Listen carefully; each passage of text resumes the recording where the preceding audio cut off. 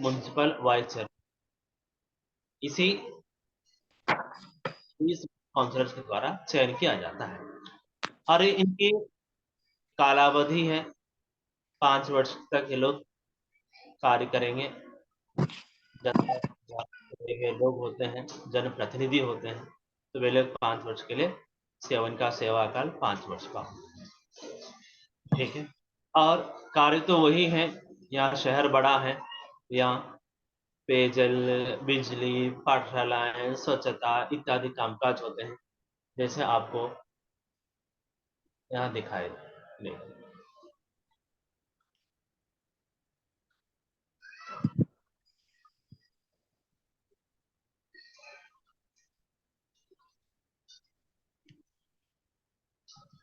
ये है शहर की रूपरेखा और शहरों में पीने की सुविधा किस प्रकार से पेयजल की सुविधा होती है।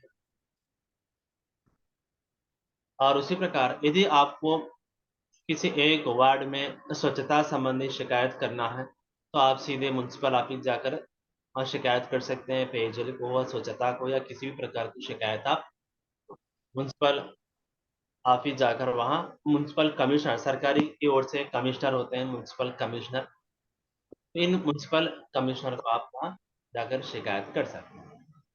इसी प्रकार गाँव में, शहरों में इस प्रकार से जो स्वच्छता में काम करने वाले कर्मचारी भी होते हैं, इस प्रकार के वे लोग दिन और रात में अलग अलग विभागों द्वारा स्वच्छता कार्य में मग्न होते हैं। और इसी प्रकार का यहाँ पेयजल भी होता है, जैसे आपको यहाँ दिखाई दे रहा है।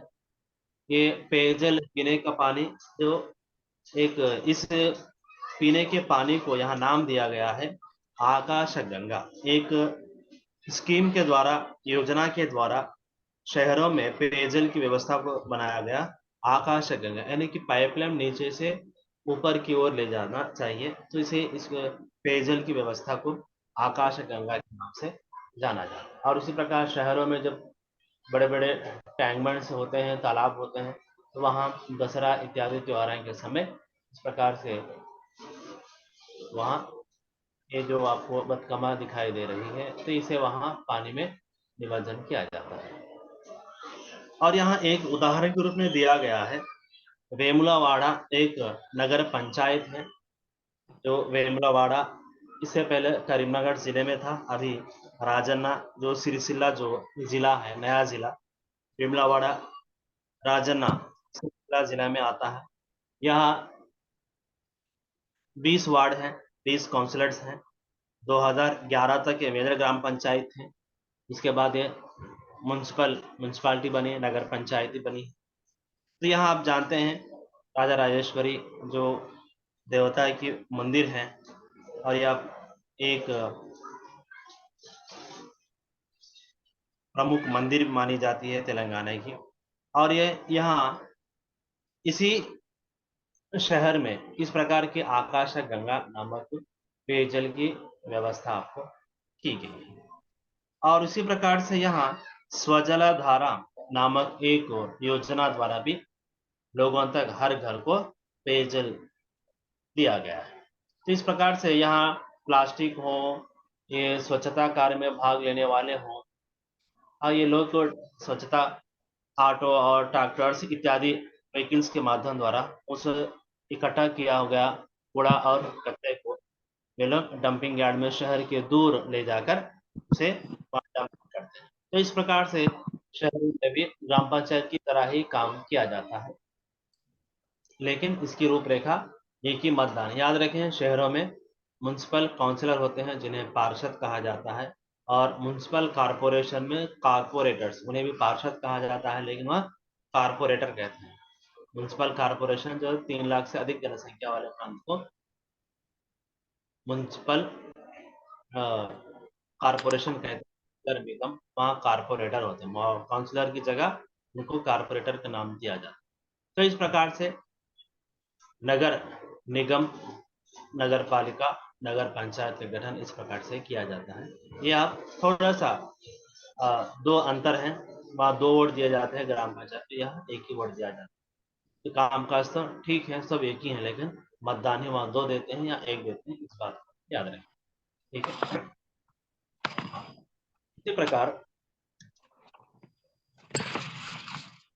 उसी प्रकार आपको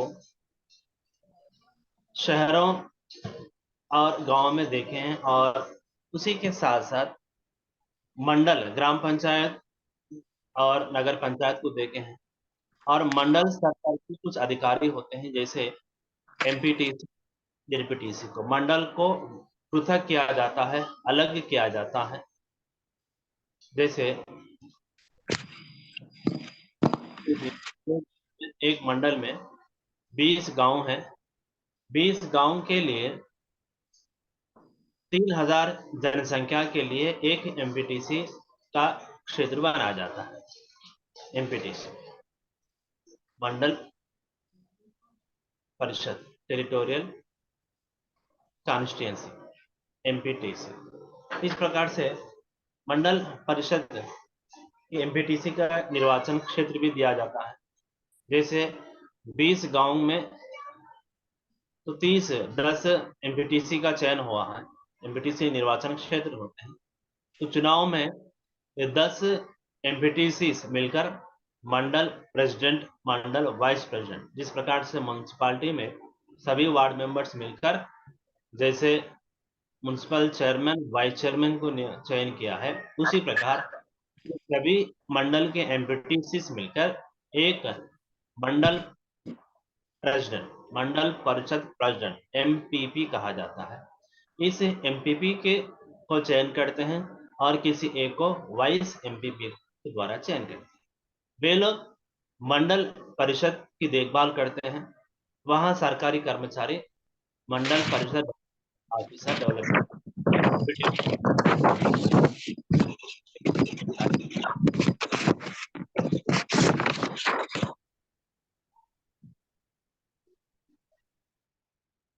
एमपीडीओस होते हैं। ये एमपीडीओस मंडल स्तर पर अधिकारी हैं, और गांव के सभी ग्राम पंचायत इन्हीं के अंतर्गत आते हैं। एमपीपी मंडल परिषद के अंतर्गत आते हैं। और यह मंडल परिषद के सरकारी कर्मचारी एमपीडीओ होते हैं। और यहाँ पर भी सभा होती है, जैसे गांव की ग्राम सभा होती है, म्यूनसिपालिटी में भी सभा होती है। यहाँ पर भी कम से कम 6 माह में एक बार मंडल परिषद की समावेश की गठन किया जाना चाहिए। इसकी अध्यक्षता कौन करते हैं? एमपीपी करते हैं। एमपीपी यदि नहीं है तो वहां वाइस एमपीपी अध्यक्षता करते हैं उस समावेश। तो इसीलिए मंडल परिषद प्रेसिडेंट ही जो मंडल परिषद सभा को अध्यक्षता करते हैं। इसमें सभी मंडल के अधिकारी भाग लेते हैं, सभी गांव के सरपंच और सभी मंडल के सभी एमपीटीसी इसमें भाग लेते हैं। तो वहां भी मंडल संबंधी सभी जानकारी, योजनाएं किस प्रकार से कौन से गांव में क्या समस्या है, क्या करना है, क्या नहीं इत्यादि की वहाँ सभा में चर्चा करते हैं और उस रिपोर्ट को जिला परिषद को भेजते हैं। तो यहाँ उसी प्रकार जिला परिषद में जैसे एक जिले में 20 मंडल है, तो 20 मंडल जिले को हर एक प्रत्येक मंडल को एक जेडपीटीसी का निर्वाचन क्षेत्र जाता है। जिला परिषद टेरिटोरियल कॉन्स्टिट्यूंसी, जिला परिषद निर्वाचन क्षेत्र जेडपीटीसी, प्रत्येक मंडल को एक जेडपीटीसी होता है। तो वहां इन जेडपीटीसी जिला परिषद के सदस्य होते हैं, और ये 20 जेडपीटीसी मिलकर अपने आप में से ही किसी एक को जेडपी चेयरमैन और किसी एक को जिला परिषद वाइस चेयरमैन को चयन करना होता है। तो इस प्रकार से जिला परिषद की गठन होती है। और जिला परिषद में 7 प्रकार की कमेटियां होती हैं, उनमें हर एक कमेटी को एक एक जेडपीटीसी को अध्यक्षता रखी जाती है, उनके अंडर एक कमेटी काम करती है। तो इस प्रकार से जिला परिषद की गठन होती है, और जिला परिषद सभा की अध्यक्षता जेडपी चेयरमैन करते हैं। और वहां पर भी जिला परिषद में एक सरकारी कर्मचारी होते हैं, सीईओ, चीफ एग्जीक्यूटिव ऑफिसर होते हैं, मुख्य कार्यकारी अधिकारी होते हैं। तो chief executive officer CEO, ZP CEO के नाम से हम जानते हैं। तो इन कर्मचारी के अंतर्गत जब सभा का आयोजन होता है तो जिले में रहने वाले सभी जेडपीटीसी, सभी एमपीपी और जिला स्तर के सभी अधिकारी और जिला से संबंध रखने वाले सभी एमएलए, एमपी इत्यादि लोग वहां उस सभा में भाग लेते हैं और जिला में क्रियान्वयन होने वाले समस्याएं, विकास कार्यक्रम इत्यादि के बारे में चर्चा। और ये यहाँ जो अभिलेख को, रिकॉर्डों को लिखा गया है, इन रिकॉर्ड्स और रिपोर्ट्स को राज्य सरकार को भेजते हैं। तो इस प्रकार से यहाँ 3 प्रकार के स्तर होते हैं, एक ग्राम पंचायत, मंडल परिषद, जिला परिषद। इसे त्रिस्तरीय मूल अंचल व्यवस्था, त्रिस्तरीय व्यवस्था को यहाँ रखा गया है। लोकल बॉडीज में 3 टाइप्स होते हैं, ग्राम पंचायत, मंडल परिषद, जिला परिषद। गांव बड़ा है तो वहां म्यूनसिपालिटीज होते हैं, लेकिन म्यूनसिपालिटी भी लोकल बॉडीज के अंतर्गत है। इस प्रकार से स्थानीय स्वशासन सरकार शहरी स्तर में किस प्रकार की सरकार, और मंडल स्तर पर मुख्य अधिकारी होते हैं आपको तहसीलदार, जिन्हें हम एमआरओ के नाम से भी जानते हैं। ये तहसीलदार का जो इनका मुख्य कार्य होता है, हम लोग सभी पाठशाला में एमडीएम रखा जाता है। एमडीएम जो चावल होते हैं, राइस सप्लाई इन्हीं के द्वारा होता है और ये लोग राजस्व कर वसूल करते हैं और उसी प्रकार सभी प्रकार के कैश, इनकम इत्यादि सर्टिफिकेट जारी करते हैं और मुख्य रूप से भू राजस्व कार्यभार कार्य संभालते हैं, जो रेवेन्यू, जमीन इत्यादि के बारे में इनकी मुख्यालय होता है। आजकल जो एमआरओ तहसीलदार जो कार्यालय द्वारा दिए जाने वाले सारे सुविधाएं, सर्टिफिकेट आज हम मी सेवा के द्वारा प्राप्त करते हैं। जो डिजिटल युग में हम तहसीलदार के जो सर्टिफिकेट्स होते हैं, चाहे वो इनकम हो या पहानी हो और भू राजस्व संबंधी जो भी रिकॉर्ड हो, नक्शा हो इत्यादि, हम इस मी सेवा के द्वारा प्राप्त कर सकते हैं। चाहे डेथ सर्टिफिकेट हो, बर्थ सर्टिफिकेट है इत्यादि बहुत से सर्टिफिकेट्स आपको तहसीलदार कार्यालय से सेवा द्वारा हम प्राप्त कर सकते हैं। ठीक है, इस प्रकार से स्थानीय स्वशासन मुख्य अधिकारी मंडल स्तर पर तहसीलदार होते हैं। और आप जानते हैं हर मंडल के एक पुलिस थाना होता है, मंडल परिषद ऑफिस होती है, मंडल ऑफिस कहते हैं, और एक स्वास्थ्य संबंधी अस्पताल होता है, और मंडल स्तर पर शिक्षा संबंधी एमआरसी होती है, एमयू ऑफिस जो कहते हैं इत्यादि। सभी स्तर के, मंडल स्तर के सभी अधिकारी, सभी स्तर के अधिकारियों के कार्यालय मंडल स्तर पर रखे जाते हैं, ठीक उसी प्रकार जिला स्तर पर। इस प्रकार से स्थानीय स्वशासन सरकार का गठन किया जाता है। ठीक है, ये थे आपको स्थानीय स्वशासन सरकार संबंधी।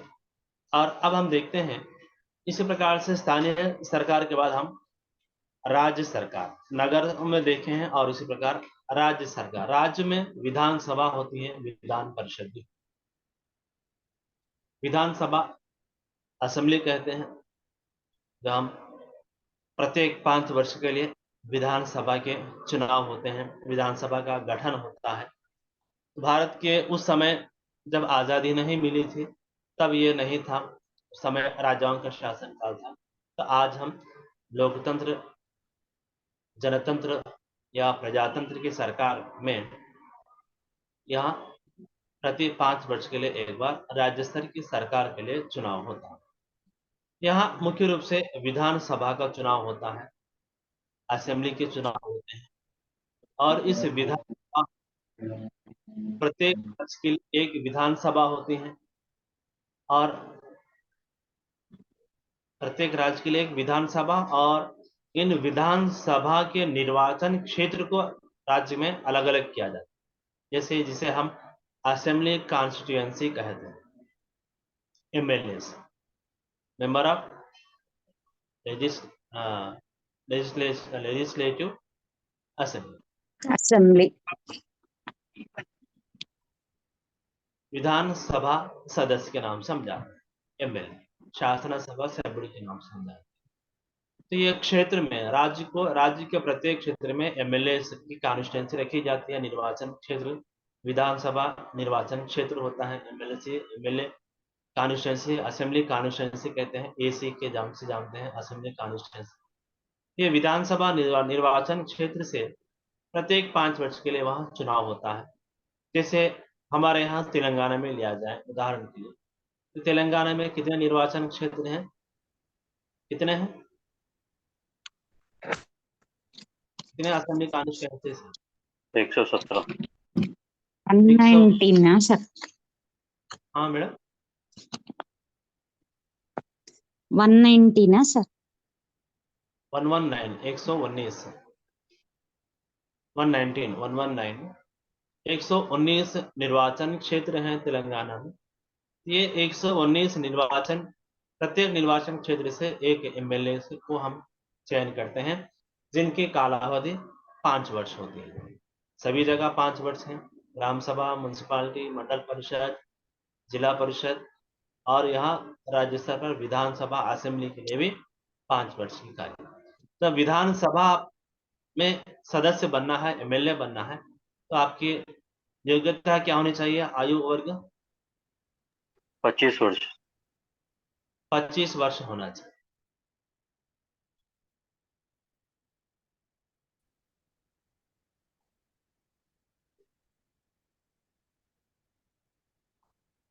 वो तो साधारण बात है। अन्य बातें जो भारत का नागरिक हो, किसी प्रकार के सरकारी कर्मचारी ना हो, सरकार से जो किसी प्रकार का अनुदान प्राप्त ना हो, तो इस प्रकार से ये फंडामेंटल के योग्यता संबंधी योग्यताएं हैं। और मूल रूप से याद रखना है कि आयु सीमा 25 वर्ष, मिनिमम 25 वर्ष। और ये तेलंगाना में 119 है। यहाँ इसमें एससी एसटी के लिए भी रिजर्व किया जाता है। जैसे तेलंगाना में कुल मिलाकर 119 हैं, तो इसमें से एससी असेंबली कॉन्स्टिट्यूंसी ने यहाँ रिजर्वेशन दिया गया है। एससी कॉन्स्टिट्यूंसीज कौन कौन से हैं, एसटी कॉन्स्टिट्यूंसी कौन कौन से हैं, तो यहाँ कितने दिए गए हैं? एससी के लिए कितने दिए गए हैं, एसटी के लिए कितने दिए गए हैं? तो यहाँ 19 असेंबली कॉन्स्टिट्यूंसी आपको एससी वर्ग के लिए, अनुसूचित जाति के लिए आरक्षित किए गए।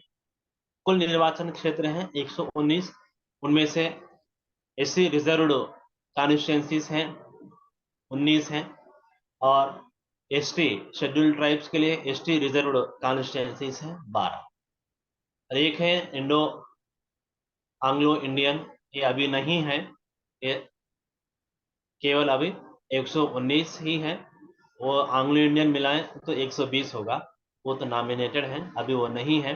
केवल 119 को याद रखें। कुल निर्वाचन क्षेत्र 119 है, और अनुसूचित जाति एसी के लिए आरक्षण रिजर्व्ड है 19, और शेड्यूल्ड ट्राइब्स के लिए रिजर्व्ड है 12। इस प्रकार से तेलंगाना में 119 में से 19 एससी और 12 एसटी के लिए रिजर्व है।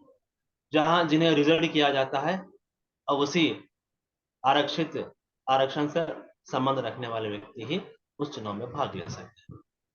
तो इस प्रकार से जब 119 निर्वाचन क्षेत्र में विधानसभा के लिए चुनाव होता है, तो जिस राजनीतिक दल अधिक एमएलए कॉन्स्टिट्यूंसी में जीत प्राप्त करते हैं, वो राजनीतिक दल राज्य सरकार गठन करने में सक्षम है। तो इस प्रकार से राज्य सरकार में राज्य सरकार विधानसभा सदस्यों द्वारा चयन की जाती है। तो ये सरकार 5 वर्ष के लिए है। और ये और उसी प्रकार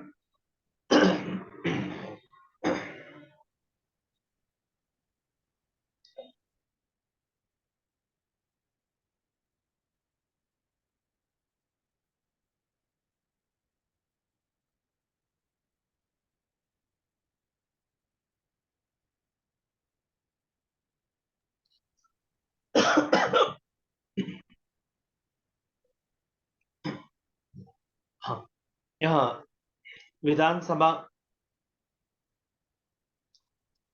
कार्यावधि 5 वर्ष की होती है। और विधानसभा में जो अधिक मात्रा में मेजॉरिटी सीट्स प्राप्त करते हैं वो सरकार बनाती है। और यहाँ विधानसभा के लिए एक स्पीकर, सभापति और उपसभापति, डिप्टी स्पीकर का चयन किया जाता है। इन 119 एमएलए में से ही किसी एक को विधानसभा सभापति के रूप में चयन किया जाता है और किसी एक को विधानसभा के उपसभापति, डिप्टी स्पीकर, स्पीकर और डिप्टी स्पीकर के रूप में चयन किया जाता है। और उसी प्रकार यहाँ विधानसभा में सरकार की ओर से नियुक्त होने वाले राज्यपाल होते हैं। जैसे हर स्तर पर हम देखें, panchayat secretary, executive officer, commissioner, MPDO, ZPCO, तो यहाँ पर भी राज्य स्तर पर भी एक राज्यपाल की नियुक्ति होती है। राज्यपाल की नियुक्ति कौन करते हैं? कौन करते हैं? राष्ट्रपति। हाँ, राज्यपाल की नियुक्ति राष्ट्रपति करते हैं और उनसे शपथ ग्रहण या उच्च न्यायालय के मुख्य न्यायाधीश करते हैं। कुछ लोग ये समझते हैं कि जब यहाँ उनसे शपथ ग्रहण जो करवाते हैं वही उनकी नियुक्ति करते हैं। ऐसा नहीं है, नियुक्ति राष्ट्रपति द्वारा होती है, शपथ ग्रहण यहाँ के उच्च न्यायालय के मुख्य न्यायाधीश उनसे शपथ ग्रहण करवाते हैं। ठीक है, ये राज्यपाल द्वारा राज्य सरकार के मुख्य व्यक्ति होते हैं राज्यपाल। राज्यपाल के नाम से ही सरकार चलती है। याद रखें, ये कई बार आया है, ये भी अभी आपको मैं पूछा है, राज्यपाल की नियुक्ति, यह प्रश्न भी कई बार पूछा गया है, यहाँ पर भी पूछा गया है। और तेलंगाना में कितने निर्वाचन क्षेत्र हैं बताइए एक बार? 119। 119। 2017 के में यह प्रश्न पूछा गया। देखिए कितना आसान प्रश्न पूछा गया। 2017 का जो टेट हुआ था उस समय तेलंगाना के कुल निर्वाचन क्षेत्र 119, यह प्रश्न पूछा गया। ठीक है, यह राज्य सरकार किसके नाम से चलती है? राज्यपाल के नाम से चलती है। और यह सरकार का अर्थ होता है मुख्यमंत्री, विधानसभा और राज्यपाल, इन्हें मिलाकर हम राज्य की राज्य सरकार कहते हैं। अब सब जानते हैं राज्यपाल जो विधानसभा में जो भी क्या होता है वहाँ राज्य से संबंधित सभी समस्याएं, कानून, योजनाएं इत्यादि वहाँ बनाई जाती हैं, जो शासन चलते हैं, शासन व्यवस्था, इसीलिए वहाँ शासना सभा भी कहते हैं तेलुगु में। तो ये जहाँ कानून बनाया जाता है तो कानून बनाने वहाँ असेंबली में ही बनाया जाता है। असेंबली में जब कानून बनना है, कानून बनने से पहले जो बिल, आपको विधेयक कहते हैं बिल को, जब भी विधेयक विधानसभा में समर्पित करते हैं सदस्यों के सामने, उस पर चर्चा होती है। चर्चा के उपरांत उस विधेयक पर वोटिंग होती है। वोटिंग के पश्चात जब मेजॉरिटी लोग उस बिल पर वोट करते हैं तो बिल पास होती है विधानसभा में। और यदि उस राज्य में विधान परिषद भी है तो विधान परिषद को भेजा जाता है, जैसे शासन मंडली कहते हैं, लेजिस्लेचर काउंसिल कहते हैं। यदि वहाँ उस राज्य में काउंसिल है, विधान परिषद है, तो वहाँ भेजा जाता है, वहाँ पर बिल पास होती है और बिल पास होने के पश्चात वह बिल राज्यपाल को भेजा जाता है और राज्यपाल उस बिल पर, विधेयक पर हस्ताक्षर करते हैं। हस्ताक्षर करने से वह विधेयक कानून के रूप में परिवर्तन होती है, तब वो राज्य सरकार की गजट में उसको मुद्रण किया जाता है। इस प्रकार से गजट रिलीज करते हैं कि यह कानून बना है, यह कानून इस दिन से इस राज्य में लागू किया है, यह कानून इत्यादि गतिविधि। जैसे आपको पिछली बार एक कानून से संबंधित प्रश्न भी पूछा गया था, 2000 शायद 22 या 23 में प्रश्न पूछा गया था, वाल्टा कानून के बारे में पूछा गया। वाल्टा कानून वाटर और लैंड एंड ट्रीज का एक कानून है, वाल्टा कानून।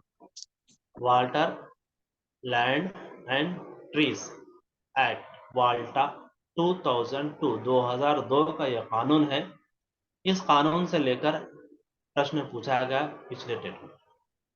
2002 में 19 अप्रैल 2002 से यह कानून लागू हुआ है। संयुक्त अंतरप्रदेश का कानून है। तो इस प्रकार से कानून कहाँ बनती है? राज्य सरकार, विधानसभा में। विधानसभा से विधान परिषद राज्यपाल पहुंचती है, राज्यपाल उस पर हस्ताक्षर करते हैं तो वह बिल पास हो जाती है। ठीक है। और यहाँ मुख्यमंत्री की चयन किस प्रकार से हुआ है? और तेलंगाना में मुख्यमंत्री बनना है, इस राज्य का उदाहरण है तेलंगाना। सभी 119 विधायक, विधानसभा के सदस्य, विधायक सभी मिलकर अपने में से किसी मुख्यमंत्री रूप में चयन करते हैं और वह सबकी सम्मति पत्र ले जाकर राज्यपाल को देते हैं। राज्यपाल मुख्यमंत्री की नियुक्ति करते हैं, मुख्यमंत्री को शपथ ग्रहण करवाते हैं। और मुख्यमंत्री कुछ लोगों को अपनी मंत्रिमंडली में लेते हैं, विधानसभा सदस्यों को अपनी मंत्रिमंडली में लेते हैं। जो सूची मुख्यमंत्री राज्यपाल को देते हैं, उसी सूची के अनुसार राज्यपाल मंत्रियों की शपथ ग्रहण करवाना चाहिए, कैबिनेट। इस प्रकार से मुख्यमंत्री और मंत्रिमंडल की गठन होती है। जब भी मंत्रिमंडल की बैठक होती है, गठन समावेश होता है, उसकी अध्यक्षता कौन करते हैं?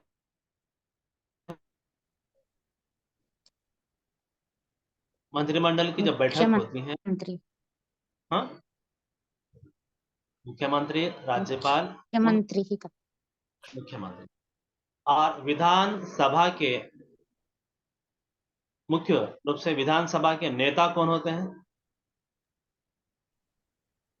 स्पीकर, डिप्टी स्पीकर, मुख्यमंत्री या उप मुख्यमंत्री?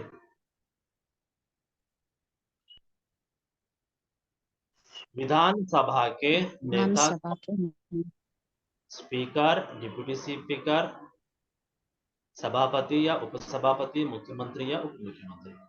सभापति। हाँ, सभापति, स्पीकर। सभा, स्पीकर नहीं, मुख्यमंत्री विधानसभा के नेता। टाइम बाद इनको पैसे भी मिले तो रुक गया, मैं रुक के चले गए वो लोग, यहाँ तक आ गए। म्यूट करें।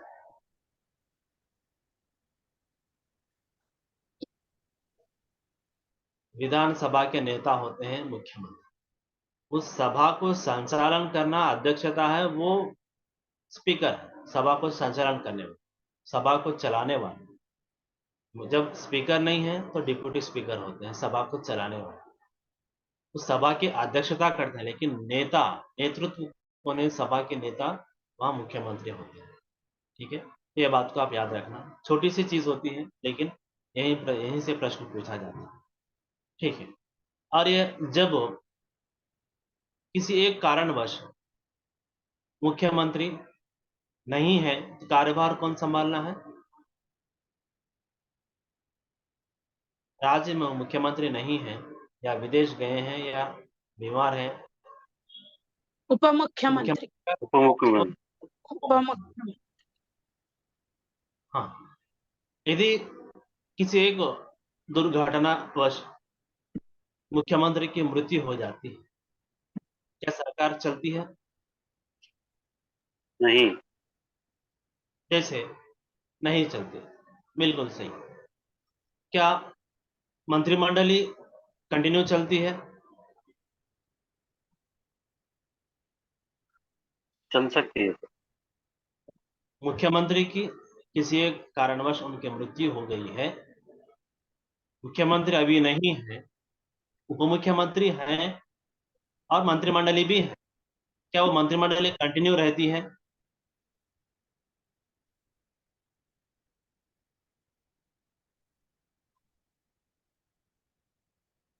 हाँ या ना, जो भी है बताइए, ऐसा क्यों है? हाँ, रह सकती है। हाँ, वास्तव में नहीं रहती है। जैसे आपको वाई एस राजशेखर रेड्डी उस समय संयुक्त आंध्र प्रदेश के मुख्यमंत्री थे। 2009 में हेलीकॉप्टर दुर्घटना में जब उनकी मृत्यु हो गई है, उस समय मंत्रिमंडल ऑटोमेटिक रद्द हो जाती है। जब मुख्यमंत्री नहीं है तो मंत्रिमंडल भी नहीं है। जब तक मुख्यमंत्री हैं तब तक मंत्रिमंडल, जी सर। मुख्यमंत्री नहीं है तो मंत्रिमंडल ऑटोमेटिक रद्द की जाती है। जब फिर से सभी एमएलए मिलकर किसी एक व्यक्ति को मुख्यमंत्री के रूप में चयन करना है, गवर्नर को अपनी जो सम्मति पत्र प्रस्तुत करना है, तब फिर गवर्नर नए व्यक्ति को मुख्यमंत्री को बनाते हैं। अब जब वो मुख्यमंत्री, जब उस समय आपको मुख्यमंत्री कौन थे? किरण कुमार रेड्डी है या शायद रोशैया थे? रोशया जब उस रोशैया जब मुख्यमंत्री बने हैं तब उन्होंने फिर नई कैबिनेट को बनाई। तो इस प्रकार से याद रखें, जब तक मुख्यमंत्री हैं तब तक मंत्रिमंडल रहे। ये अलग बात है कि वो बीमार हैं या विदेश गए हैं, वो अलग है, लेकिन वो उनकी मृत्यु हो गई है तब मंत्रिमंडल रद्द की जाती है। और मुख्यमंत्री को यह भी अधिकार है किसी भी समय किसी भी मंत्री को मंत्रिमंडलीय शाखा को परिवर्तन कर सकते हैं और किसी भी मंत्री को अपने पद से हटा, किसी एक मंत्री को अपने मंत्री पद से हटा सकते हैं और किसी भी मंत्री को दूसरे शाखा को उनको दी जाती है। जैसे शिक्षा एक मंत्रालय है, होम मिनिस्टर है, रेवेन्यू है, पंचायत है। इस प्रकार से किसी भी मंत्री को किसी भी समय वो अपने जो मंत्रालय को, विभाग को अलग कर सके, परिवर्तन कर सके, यह अधिकार। और जब तक तो मंत्रिमंडली पर मुख्यमंत्री का विश्वास है तब तक मंत्रिमंडल रहती है, नहीं है तो किसी भी समय मुख्यमंत्री किसी भी मंत्री को हटा सकते हैं, विभाग को परिवर्तन कर सकते हैं। तो इस प्रकार से मुख्यमंत्री और मंत्रिमंडली। और राज्यपाल, गवर्नर तो आप जान चुके हैं, राज्यपाल की नियुक्ति राष्ट्रपति के द्वारा होती है और राज्य सरकार के सभी कामकाज राज्यपाल के नाम से ही चलती है, गवर्नर के नाम से ही चलती है। और जब बिल आपको विधानसभा से लेकर विधान परिषद की भेजी जाती है, विधान परिषद में बिल पास होकर राज्यपाल को जाती है, राज्यपाल उस बिल को हस्ताक्षर करना है। यदि हस्ताक्षर नहीं करें तो पुनः उस बिल पर सलाह दे सकते हैं, ये बिल में और भी कुछ जोड़ने से अच्छा रहेगा, या फिर से आप चर्चा करके फिर से आप कुछ नए अंश उसमें जोड़कर फिर से बिल लाइए। ऐसा आप एक बार बिल को वापस कर सकते हैं, गवर्नर को यह अधिकार है। लेकिन जब दूसरी बार बिल विधानसभा से पास होकर विधान परिषद को जाती है, विधान परिषद से फिर गवर्नर तक जाती है, चाहे वो परिवर्तन करें या ना करें, सेकंड टाइम बिल अब राज्यपाल को जाती है तो वह कंपलसरी हस्ताक्षर करना ही पड़ेगा। ये इसीलिए राज्यपाल हो, राष्ट्रपति को और रबर स्टाम्प कहते हैं। जैसे मुख्यमंत्री कहें, जैसे प्रधानमंत्री कहें, वैसे राष्ट्रपति चलना है, जैसे मुख्यमंत्री कहें वैसे, इसीलिए वहां उनके सीमित अधिकार होते। जैसे सेकंड टाइम बिल गई है तो कंपलसरी हस्ताक्षर करना ही पड़ेगा। तो इस प्रकार से एक विशेष अधिकार मुख्यमंत्री या विधानसभा को दी जाती है। ये थी विधानसभा से संबंधित। और इसी प्रकार विधान परिषद की गठन किस प्रकार से? विधानसभा, विधान परिषद को जो हम कहते हैं, विधान परिषद की गठना तेलंगाना में एक समय विधान परिषद थी और कुछ वर्षों के बाद विधान परिषद नहीं थी, शासन मंडली रद्द చేయడం జరిగింది, पुनः फिर विधान परिषद को यहाँ लागू किया गया। इस प्रकार से यह जरूरी नहीं है कि प्रत्येक राज्य में विधान परिषद हो, శాసన మండలి ఉండాలి ప్రతి రాష్ట్రంలో కంపల్సరీగా ఉండొచ్చు, ఉండకపోవచ్చు। असेंबली कंपलसरी है लेकिन विधानसभा परिषद कंपलसरी नहीं है, रह भी सकती है ना भी सकती है। ठीक है, हमारे यहाँ तेलंगाना में, संयुक्त आंध्र प्रदेश में पहली बार जो एपी में 1958 में विधान परिषद की गठना हुई। 1958 में विधान परिषद की गठना हुई, 58 की बात कह रहा हूं। 1951-52 में पहली बार यहाँ निर्वाचन हुआ। उस समय हैदराबाद के मुख्यमंत्री, राज्य के मुख्यमंत्री कौन थे? कौन थे? यह प्रश्न भी कई बार पूछा गया। 1952 में हैदराबाद राज्य के मुख्यमंत्री कौन थे? एनटीआर। कौन? एनटीआर। एनटीआर। यही बता रहे आप?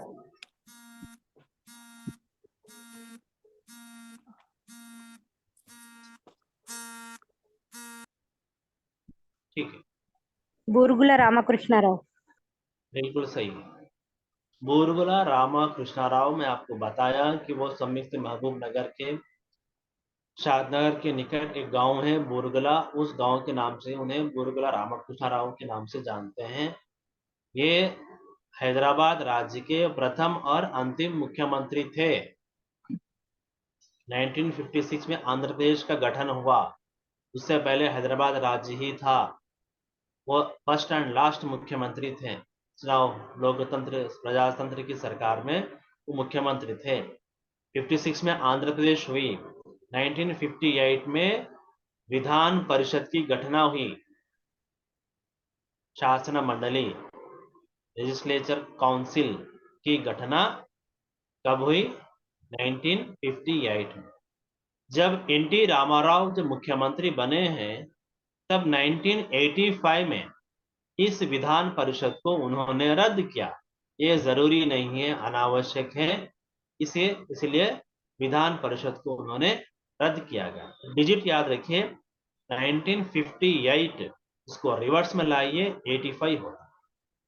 लास्ट के दो डिजिट्स 1958, इसको रिवर्स में लिए तो 85।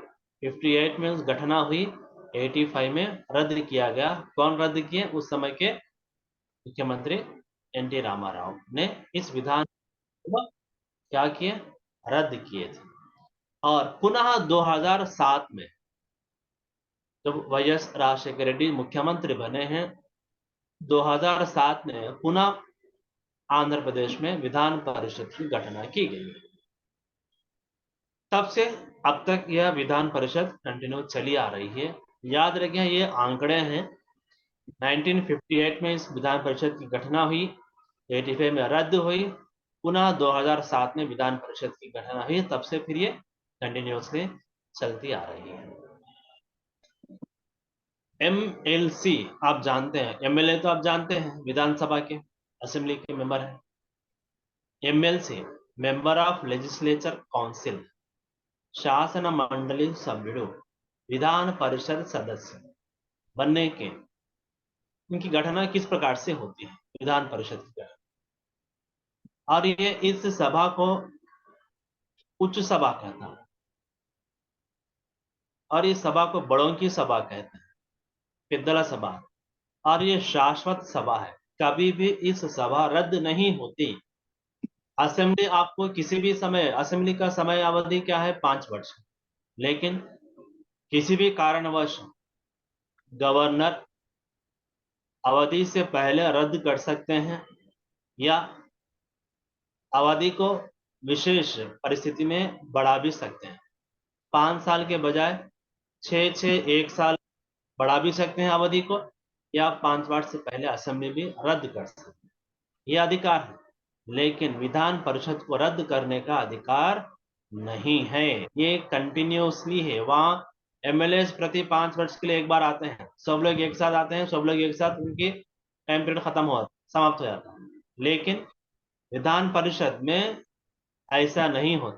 कंटिन्यूसली कोई भी एक साथ नहीं आते, एक साथ कभी भी यह सभा खाली नहीं होती। इसीलिए यह शाश्वत परमानेंट काउंसिल है, हमेशा चलते रहे। इसकी घटना किस प्रकार से होती है? जब सबसे पहले इनका चुनाव होता है, यह कितने सदस्य होना चाहिए? विधान परिषद के लिए कम से कम 40 सदस्य होना चाहिए। విధాన పరిషత్ ఏర్పాటు కావాలి, శాసన మండలి ఏర్పాటు కావాలంటే కనీసం 40 మంది సభ్యులు ఉండాలి, मिनिमम 40 मेंबर्स। ये आंकड़े कैसे डिसाइड करते हैं? जितने एमएलए होते हैं उनमें 1/3 एमएलसी होना चाहिए। इसीलिए तेलंगाना राज्य 2014 में गठन हुआ है, तब 120 होना चाहिए एमएलए की संख्या। 120 में 1/3 अर्थ क्या है, कितने होते हैं 1/3 का जब करें तो आंकड़ा क्या आता है? 120/3 करने से क्या होता है?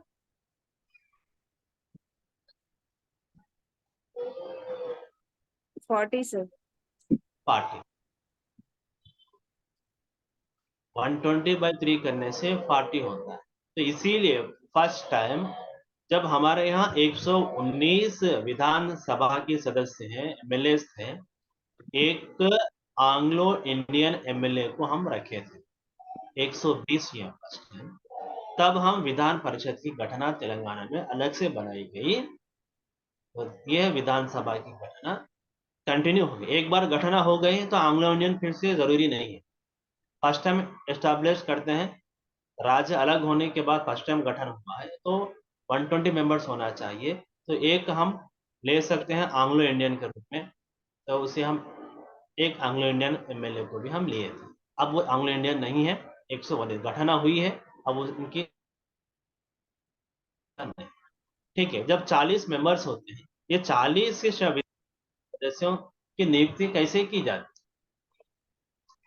फर्स्ट टाइम होता है, फर्स्ट टाइम 40 लोग एक साथ आते हैं। याद रखें, विधान परिषद की घटना जब भी होती है पहली बार, सब एक साथ आते हैं, 40 के 40 एक साथ आते हैं। आने के बाद उनको डिप लगाई जाती है। एक विधान परिषद की समयावधि, उनकी कालावधि, सेवा काल सीमा क्या है? 6 years। 6 इयर्स, 6 वर्ष। एमएलए के लिए 5 वर्ष हैं, लेकिन एमएलसी के लिए 6 वर्ष है। तो फर्स्ट टाइम आती हैं, तो फर्स्ट टाइम जब ये घटना की जाती है, लकी डिप लिया जाता है। 40 में से 1/3 33% किया जाता है। कुछ लोगों को लकी डिप में 2 वर्ष, कुछ लोगों को 4 वर्ष, कुछ लोगों को 6 वर्ष का पीरियड दिया जाता है। तो जब 2000 पहली बार घटना हुई है, तो 2 साल के बाद 33% लोग चले जाएंगे। उनका टाइम पीरियड वास्तव में 6 साल है, लेकिन फर्स्ट टाइम है लकी डिप में उनको 2 साल तक ही एमएलसी बनने का अवसर मिला है। तो वो 2 साल के बाद ऑटोमेटिक चले जाते हैं, उनके प्लेस नए लोग आते हैं जब उनकी समय सीमा 6 वर्ष होगी। और फिर 2 साल के बाद और 4 साल के बाद जो उनका टाइम लकी डिप में आया है, 4 साल के बाद वो लोग चले जाते हैं, उनके प्लेस में नए लोग आते हैं, तब 6 साल में। अब जिनका फुल टाइम लकी डिप में आए हैं 6 वर्ष, वो लोग 6 वर्ष के बाद वो लोग हट जाते हैं, उनके प्लेस में नए लोग आते हैं। तो इस प्रकार से लकी डिप के द्वारा किसी को 2 साल, किसी को 4 साल, किसी को 6 साल होता है। तो इस प्रकार से रोटीनली वो कभी भी नहीं चलती, हमेशा वो सभा में एक साथ खाली नहीं होती। इसी प्रकार इसे शाश्वत सभा कहा गया, परमानेंट काउंसिल। इसे कभी भी रद्द नहीं की जाती, चाहे सरकार किसी भी राजनीतिक दल की हो, किसी भी पार्टी की गवर्नमेंट हो, लेकिन ये काउंसिल रद्द नहीं होती। काउंसिल में सदस्य वैसे के वैसे ही रहते, जब तक उनका पीरियड है तब तक रहते, पीरियड के बाद नए लोग आते हैं। जैसे इस प्रकार से लकी डिप। अभी हमारे वर्तमान तेलंगाना के मुख्यमंत्री कौन है? यनमला रेवंत रेड्डी। जब उन्होंने 2007 में लोकल बॉडी से एमएलसीज बने हैं, जेडपीटीसी रहकर जब एमएलसी बने हैं लोकल बॉडीज की, तो उनको लकी डिप में 2 वर्ष का ही मिला। 2 वर्ष के बाद उन्होंने हट गए, तो फिर बाद में उन्हें एमएलए बने, वो अलग बात। तो इस प्रकार से फर्स्ट टाइम जो होता है, किसी को 2 वर्ष, किसी को 4, किसी को 6 वर्ष की लकी डिप दिया जाता है। एक उदाहरण बताया गया, जो मुख्यमंत्री जब रेवंत रेड्डी है, वो भी एक समय एमएलसी के रूप में थे। अब ये 40 हुए हैं, तो 40 में से कौन होना चाहिए, एमएलसी कौन बनना चाहिए? यहाँ भी आरक्षण है, इसमें भी कुछ फॉलो नियम लागू करना होता है। 1/3 एमएलए चयन करते हैं, 1/3 विधान परिषद के सदस्यों का चयन विधान सभा के सदस्य करते हैं। एमएलए कोटा नुंची 1/3 एमएलसीस एन्निका होता है और 1/3 1/3 सदस्य आपको लोकल गवर्नमेंट स्थानीय स्वशासन सरकार के सदस्य इनका चयन करते हैं। जैसे सभी एमपीटीसी मिलकर, सभी म्युनिसिपल काउंसिलर्स, सभी एमपीपीस और सभी जेडपीटीसी, ये लोग लोकल बॉडीज के प्रतिनिधि, जनप्रतिनिधि मिलकर लोकल बॉडी एमएलए एमएलसी का चयन करते हैं। जैसे उदाहरण के लिए रिसेंटली कलवाकुर्ती के जो अभी वर्तमान एमएलए हैं कसिरेड्डी नारायण रेड्डी, ये लोकल बॉडी एमएलसी थे, वो अभी एमएलए बने हैं, एमएलसी पद को त्याग दिए हैं, रिजाइन करे हैं, तो उनके स्थान पर यहाँ फिर से चुनाव हुआ। तो इस प्रकार से स्थानीय स्वशासन द्वारा लोकल बॉडीज के लिए 1/3 लोग, असेंबली से एमएलए से कोटा 1/3। अब पार्टी में से 1/3 कितना होता है? 12 एमएलसी एमएलए के द्वारा चयन करते हैं। आप लोग लिख सकते हैं, केवल सुनने से काम नहीं होगा, रनिंग नोट्स पे आप continue. 1/3 MLA quota means 12 MLCs, 1/3 local body MLCs means 12 MLCs. 12 कितने हुए? 24। और 3 एमएलसीज ग्रेजुएट एमएलसीज होते हैं, जो स्नातक होते हैं, जिनके पास स्नातक स्तर की उपाधि होती है, ग्रेजुएट्स अवार्डीज होते हैं। वे ग्रेजुएट्स को मतदान अधिकार दिया जाता है। ग्रेजुएट एमएलसी जैसे जीवन रेड्डी ग्रेजुएट एमएलसी हैं और वाणी देवी ग्रेजुएट एमएलसी है। अभी पल्ला राजेश्वर रेड्डी इससे पहले तक ग्रेजुएट एमएलसी थे, वो अभी एमएलए बने, फिर से अभी वरंगल में अभी 27 ग्रेजुएट एमएलसी हो रहा है। तो इस प्रकार से 3 ग्रेजुएट एमएलसी होते हैं। ये 1/12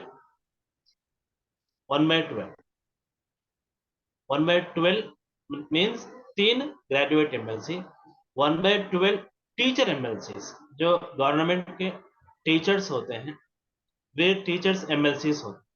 जैसे टीचर्स के भी 3 एमएलसीज हैं ग्रेजुएट के, 12 24, और ये 3 ग्रेजुएट्स के 3 टीचर कॉन्स्टिट्यूएंसीज। ये 3 3 6 कितने हुए? 24, और ये 3 3 6, सॉरी 1 मिनट, 14 होते हैं। 1/3 मतलब 14 एमएलए, 14 एमएलसी एमएलए के द्वारा होता है। MLA quota 14, local body quota 14, 14 14 28, और 3 3 6 3 ग्रेजुएट्स 3 टीचर्स, टोटल कितना? 34। करेक्ट हुआ ना?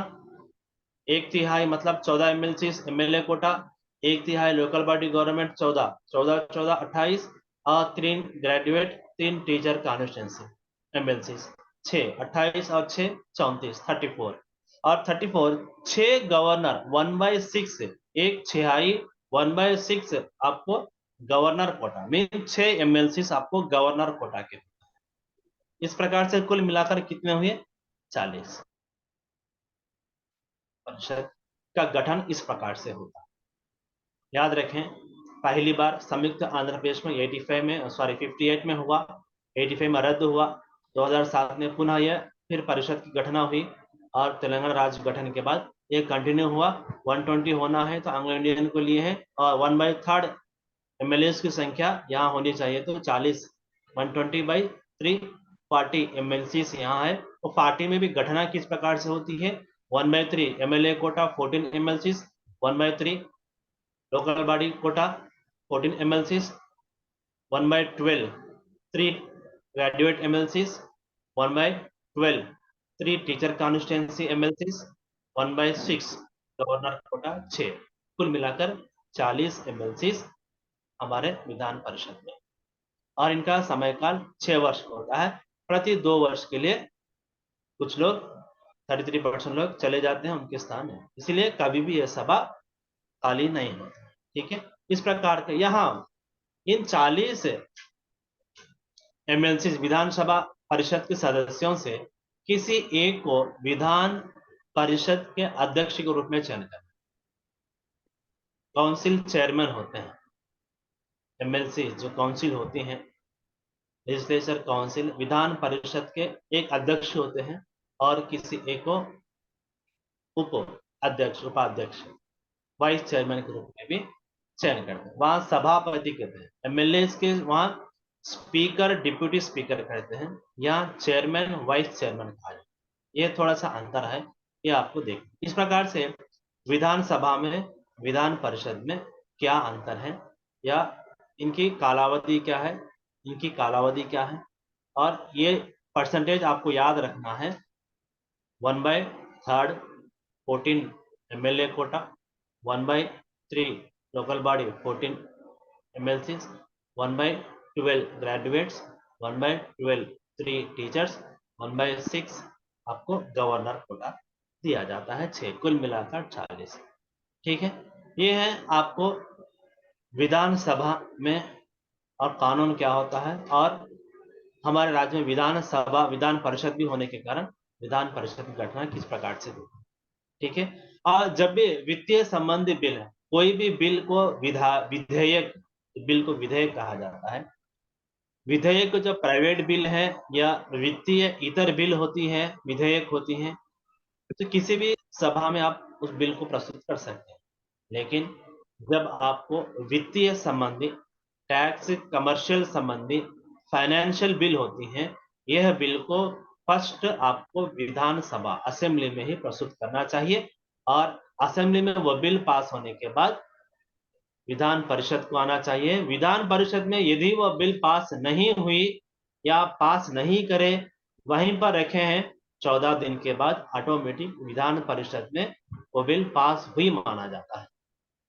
विधान परिषद को फाइनेंशियल बिल को 14 दिन से अधिक वो नहीं अपने पास नहीं रख सकती। यदि अधिक दिन रखी है तो ऑटोमेटिक वो बिल पास हुई मानते हुए गवर्नर को प्रस्तुत करते हैं। जब वो हस्ताक्षर करते हैं तो वो बिल पास हो जाती है, कानून बनती है, बाद में वो गवर्नमेंट के गजट में उसको छाप दिया जाता है। तो इस प्रकार से ये कानून बनाया जाता है, जो आपको वाल्टा कानून में कहा गया। पिछली बार टेट में यह प्रश्न पूछा भी गया था।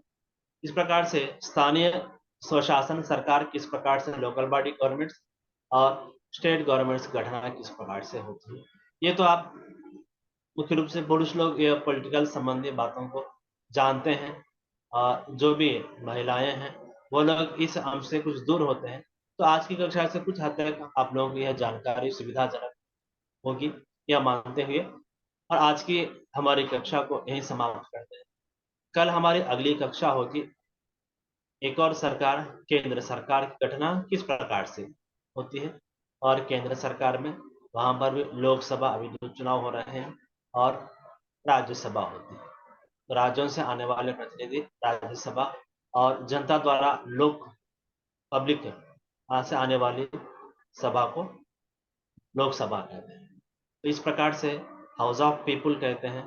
तो पीपुल, जन प्रतिनिधियों की सभा लोकसभा होती है, लोक जनता, पीपुल्स लोकसभा, और राज्यसभा 2 होते हैं।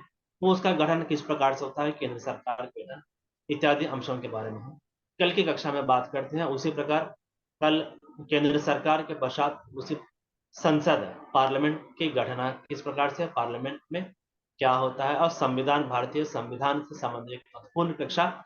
आशा है कि कल भी समय मिले तो भारतीय संविधान से संबंध भी आपको कक्षा करनी रहेगी। ठीक है, याद रखें समय बहुत कम है। एक महत्वपूर्ण बात आपके सम्मुख में प्रस्तुत करना चाहता हूं। हमारे एक आत्मीय मित्र हैं डॉक्टर क्षितिराज, जो TGT Hindi LRD TS model school LRD में वो सेवारत हैं। पिछले कई माह से वो ब्लड कैंसर से पीड़ित हैं, तो हिंदी के लिए वो बहुत सेवा किए हैं। T-SAT में भी उनके हिंदी और हिंदी लिटरेचर संबंधी, हिंदी शिक्षण मेथड्स और हिंदी लिटरेचर और हिंदी ग्रामर से संबंधित कई कक्षाएं वो ले चुके हैं।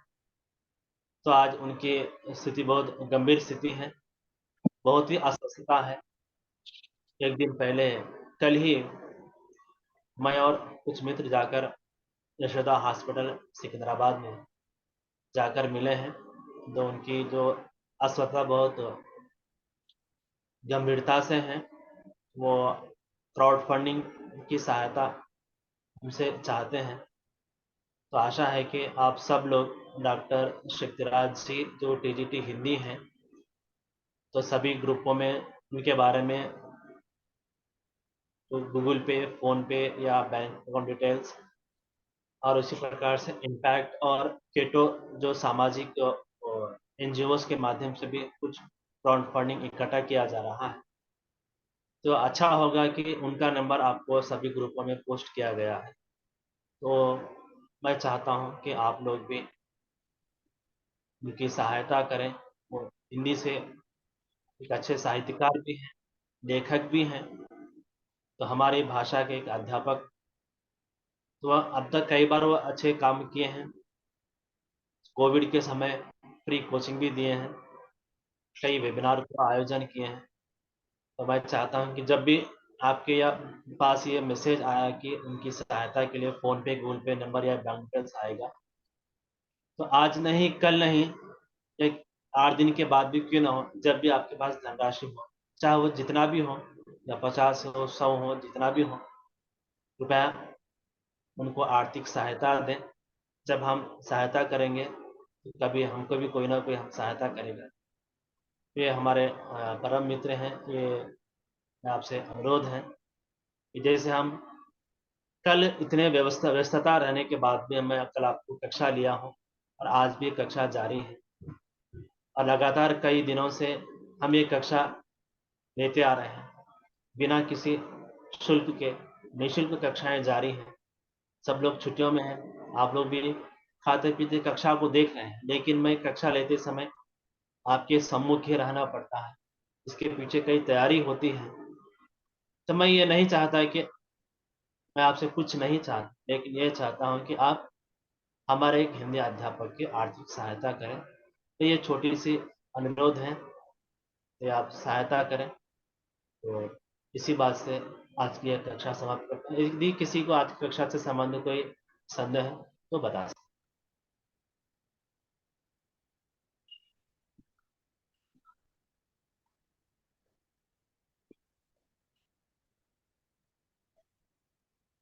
ठीक है, आज की कक्षा यहीं पर समाप्त करते हैं। कल की कक्षा में हम पुनः आपके सम्मुख आते हैं। तब तक के लिए शुभ रात्रि, धन्यवाद। और विशेष पुनः आपको डॉक्टर चित्रा सर की सहायता की जाती है।